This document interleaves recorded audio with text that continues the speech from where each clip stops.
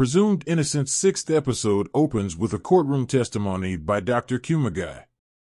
The physician notes that Carolyn carried Rusty's DNA beneath one fingernail and that she was killed with a thin, blunt item.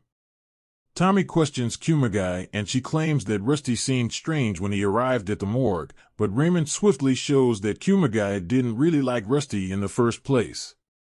Later, Tommy was reprimanded by Nico for pressuring Kumagai to appear hostile.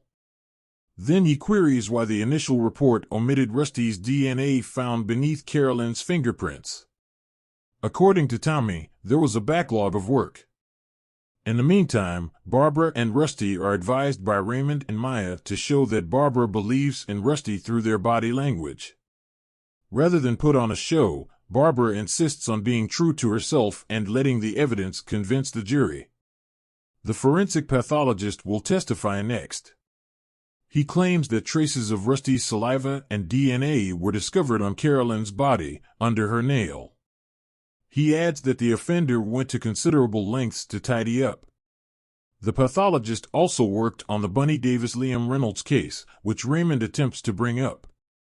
The judge orders Raymond to cease because there is no proof that this case is related to the other one.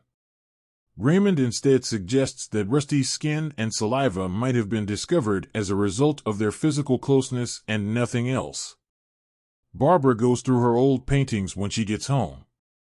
Once more, Eugenia testifies in court. She tells how she saw Carolyn and Rusty having a kiss and then bickering. She felt that Rusty was becoming too much like Carolyn. When it's Maya's turn to cross-examine Eugenia, the responses show that although Carolyn never brought up Rusty with HR, she did bring up Tommy Molto.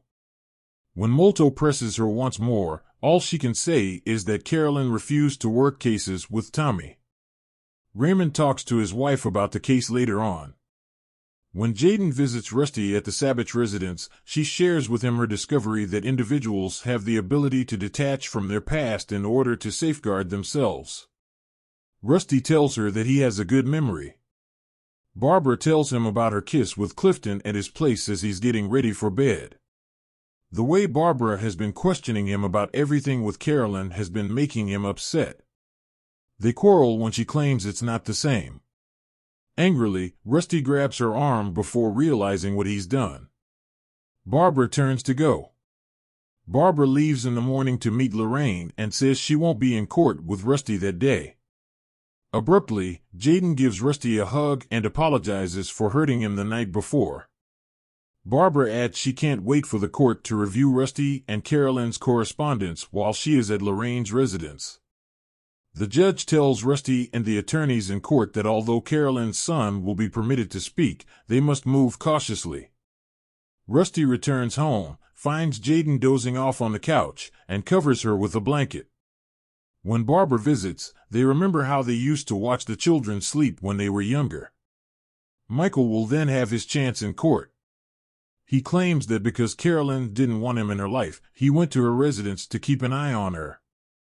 He claims to have visited once or twice a month and frequently saw Rusty there. Tommy walks Michael through his encounter with Rusty and his pictures and videos. He acknowledges that Carolyn claimed to be terrified of a man at work. As Raymond starts questioning Michael, he suddenly passes out on the ground. Presumed Innocent Episode 6 ends with Lorraine rushing to his side as help arrives and the medical officers performing CPR. The review of the episode. The sixth episode of Presumed Innocent feels a little bit long, but it also delves deeply into the courtroom drama, which at last seems to infuse the plot with vitality and make it an engaging watch.